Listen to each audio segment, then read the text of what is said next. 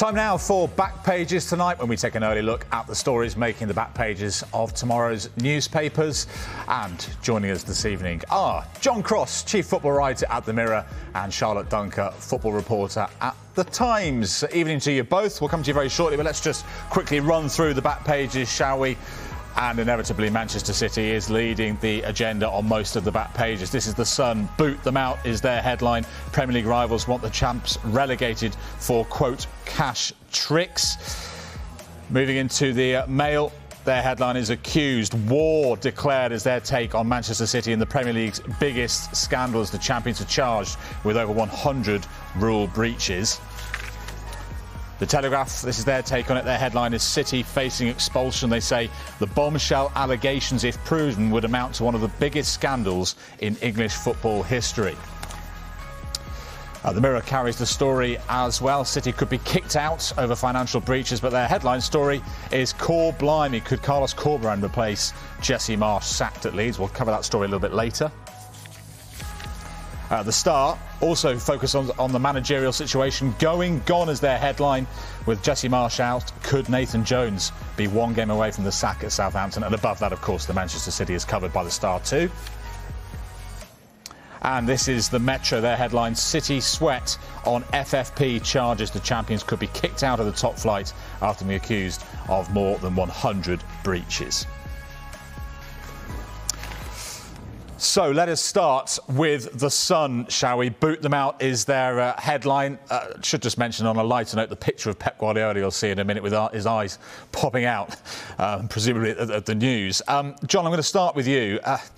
It is unprecedented, isn't it? Did you ever think you'd see the day when the Premier League would not only take on one of its most successful clubs, six-time champions, but also hit them with more than 100 charges?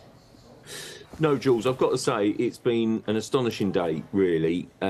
This case, this investigation has dragged on already for 4 years. It's been ongoing, and I think every Premier League briefing that I've been to, someone in the room has asked, yeah, what about that, ongoing investigation?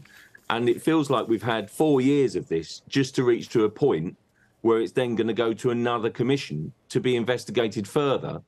And, we're already reporting the story, aren't we, with the caveat that if it goes to appeal, it will be heard by the same commission, but just a different panel. And I just think there's a lot of room yet to go, a lot of mileage yet in this story. There's so many questions to be answered. 115 charges, which relates to player wages, contracts, commercial deals, sponsorships, the payout to Roberto Mancini, the former manager, a lack of cooperation from Manchester City as a football club. I mean, the Sun's take on it is, I guess the least surprising of all, simply because, all the other clubs, of course, they'll want, the ultimate sanction to be taken against Manchester City. And we've had relegations in Italy, for example. We've had severe punishments there. But the notion that one of the biggest clubs in the Premier League, the most successful in the last few years, could face the ultimate sanction of being relegated, well, I mean, forget one of the biggest ever scandals in Premier League history. It would be the biggest scandal in Premier League history, bar none, I'm sure of that.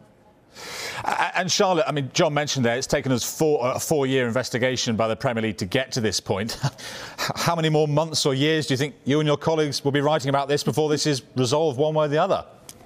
Yeah, I can't see it getting resolved quickly. I know a few Premier League clubs have said off the record to people that they are hoping that it's resolved by the end of the season. Personally, I just can't see that happening. Like it's been mentioned, this has been 4 years worth of investigation by the Premier League. Manchester City will want to go through that report that's been presented to them, look at the facts, look at the allegations, go through that with a fine tooth comb, get their lawyers to go through it, take it back to the Premier League, and then there's going to be the independent commissioner going to go through that, and then whatever the sanction is that they decide, Manchester City could then appeal it. So then you're talking even longer, because there's just no way, I can't see it being resolved by the end of the season. There's just so much to go through, and Manchester City aren't going to want to rush it because they're going to want to make sure that they try and clear the name. And from what we're hearing, that's what they believe they can do. They think that They said they welcome in the statement, they welcome the findings by the Premier League, and they're looking forward to clearing their name. So they clearly believe that they have the evidence to prove that what the Premier League have presented today is incorrect. But there is no way that that's going to be dealt with quickly. Yeah, and absolutely right to stress there that City saying they were surprised. They have irrefutable evidence to support their position. And as you said, Charlotte, they welcome the chance to put the matter to rest once and for all. But in terms of possible punishments, I stress that, John. Looking in the Telegraph, we'll do that in just a moment. But this, first of all, is the Mail. And the accused is their headline. Clubs could be stripped of titles and even relegated. It's almost inconceivable, isn't it, to think of Manchester City no longer a top-flight club. Yeah, that would be the ultimate sanction, to be expelled from the Premier League and to have points deducted from title-winning seasons could see them, potentially lose titles and success of the past. I think we shouldn't lose sight of this, that basically Manchester City were, of course, accused of, financial irregularities by UEFA. They fought a long and very, weary battle, shall we say, and actually won throughout. So I do think that Manchester City will, understandably feel as if they have got a strong case. They presented their case before. It was really interesting, wasn't it, in Carve's report earlier in the show to hear, Pep Guardiola saying, look, I've spoken to the hierarchy here. They've reassured me. They've given me my word. And if I didn't believe them and if I didn't trust them to be truthful on this matters and where the money is coming from and the accounts, then I wouldn't still be here. I'd have long since gone. And so Guardiola is clearly, someone who's been very, very strong on it in the past and says that he trusts them. He trusts his club to be truthful on it. And Manchester City will fight with, with every inch of their being, really. It's interesting, isn't it? The Mail referred to several club meetings with staff and reassuring staff that they feel as if they will win through. I think the very least the Premier League could do would be to take on the investigation and make sure then all of these charges are brought forward and addressed. And I think the other clubs, of course, will be pushing for punishment, because if they feel there's irregularities there, they'll want them, punished. But Manchester City are making it clear that they'll tackle them head on and believe that they will win through and prove their argument. Moving on to the Telegraph, a couple of points to make here. That they claim an executive at one top-flight club has said there was an eagerness for an outcome before the end of the season. So maybe this won't drag on as long as we think it might. And also, Charlotte, that they've quoted this senior executive from another club saying that relegation or being expelled potentially from the league for Manchester City is not something we will lobby for. But if they are guilty, it's certainly not something we would oppose. What impact do you think this, whatever the outcome, will have on the rest of the Premier League clubs? What sort of conversations do you think will be going on in the other 19 boardrooms this week?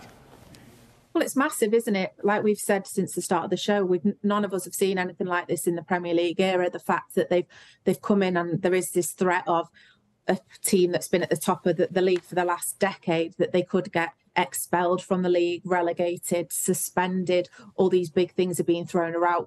We obviously don't know what would happen if they are to be found guilty of all these breaches that they're alleged to have done. So I think if you're Newcastle, if you're Chelsea, you're looking at FFP, you look at what Chelsea have done in the January transfer window, we're already seeing that they're UEFA are tweaking the FFP rules in terms of the length of deals because they're wising up to what clubs are doing. So I think all clubs are going to have to know that they're going to have to be more savvy with the way they do their business. And I think the Premier League are trying to set a precedent here, and they're saying, look, we will monitor what you're doing. If we don't think it fits with our rules, then there will be punishments. So I think maybe if clubs believe they could get away with it in the past, are they trying to make an example because they've spent the last 4 years, a lot of time, a lot of effort, and presumably a lot of money investigating Manchester City. So they need to put all this evidence out there and show to other clubs that there are repercussions if you don't abide by the rules. So it'll be interesting to see going forward. But other clubs, I think, will be looking at their own balance sheets and looking at their way they do their business and making sure they stick by the rules as well.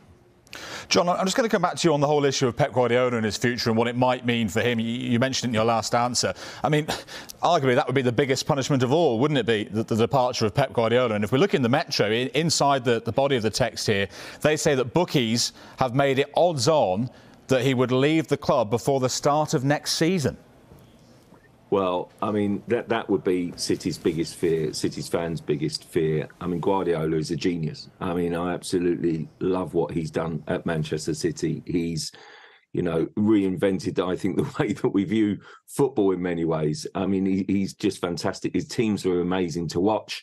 But of course, the other argument will be that other teams say, well, hang on a minute, what if it isn't done, if it hasn't been done on a level playing field?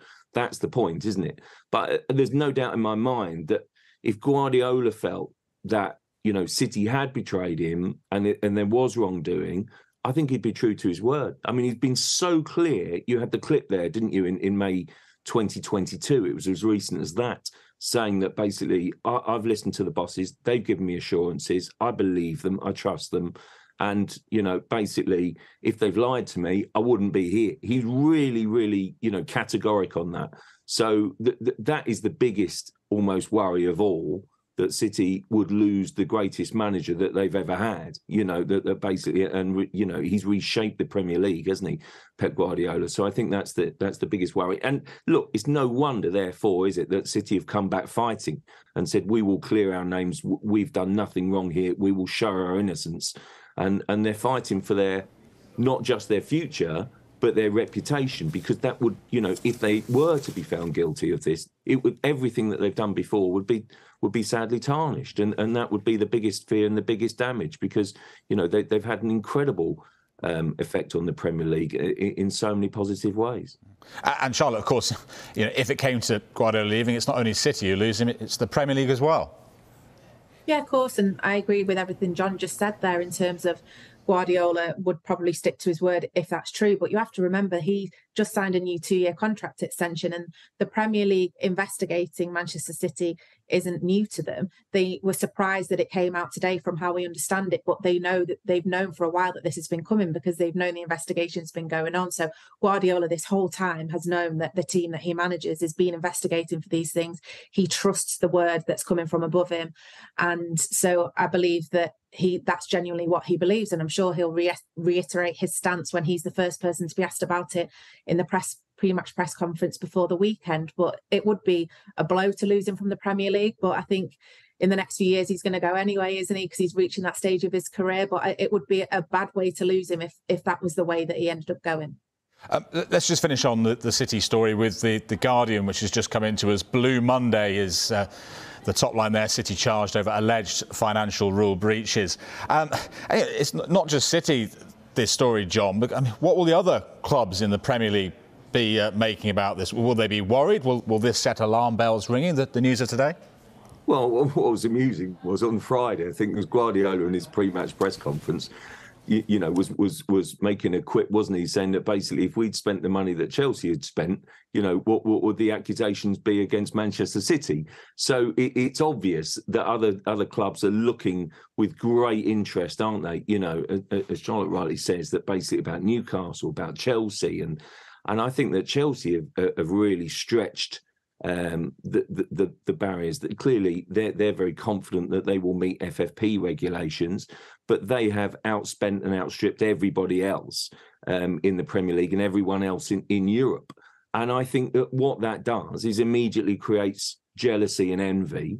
And I think other clubs will be looking upon that and saying, how can this be right? And I do feel that a lot of clubs will be watching the Man City case and what happens next with so much interest, because they'll be nervous about it and they'll be thinking, well, let's see what Manchester City do. But from the other angle, I think a lot of clubs will be saying, well, if they are found guilty, we want a huge sanction because, we haven't been treated fairly for years. So there's so much interest in this case. And I'm with Charlotte. I just cannot see this being resolved quickly. I mean, it's taken 4 years to get us to a commission point. It wouldn't surprise me if the notion then it could take just 4 months, less than 4 months, and get it in before the end of the season. It's just unthinkable for me. It's unworkable. So I think there'll be so much legalese and legal argument that it will drag on a lot longer yet.